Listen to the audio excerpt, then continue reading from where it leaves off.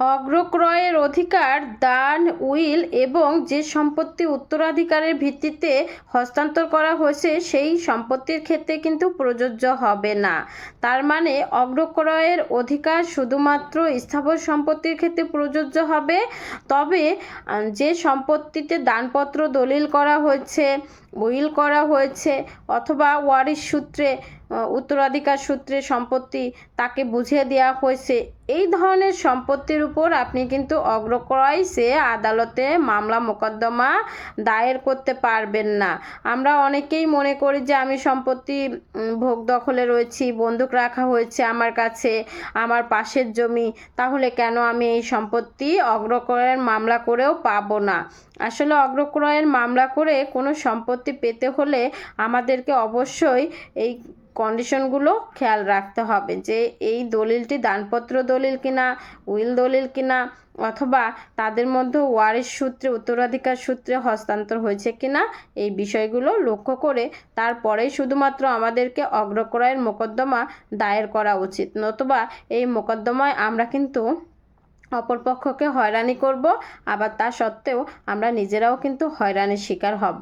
কারণ কোনো ধরনের মোকদ্দমায় আমাদের জন্য কাম্য না, সকল মোকদ্দমায় কিন্তু আমাদের জন্য হয়রানিযোগ্য।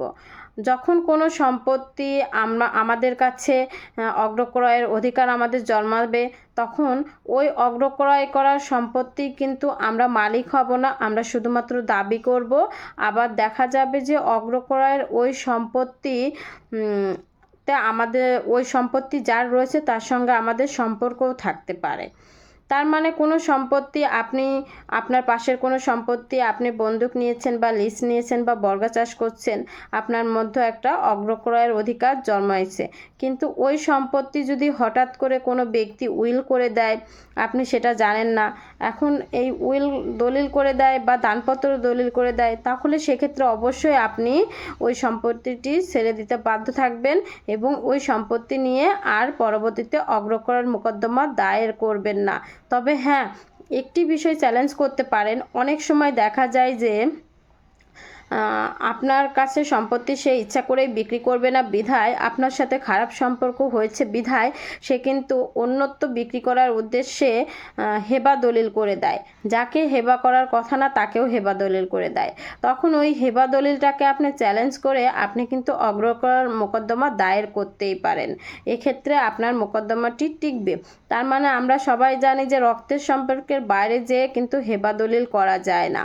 তার মানে রক্তের সম্পর্কের বাইরে যেয়ে যদি হেবা দলিল করে, অবশ্যই আপনি এক্ষেত্রে চ্যালেঞ্জ করতে পারবেন। আমি ঢাকা জজ কোর্টে প্র্যাকটিস করছি নিয়মিত। যারা আমার সঙ্গে সাক্ষাৎ করতে চাচ্ছেন তারা স্ক্রিনে দেওয়া নাম্বারে আমার সঙ্গে যোগাযোগ করতে পারবেন। আসসালামু আলাইকুম।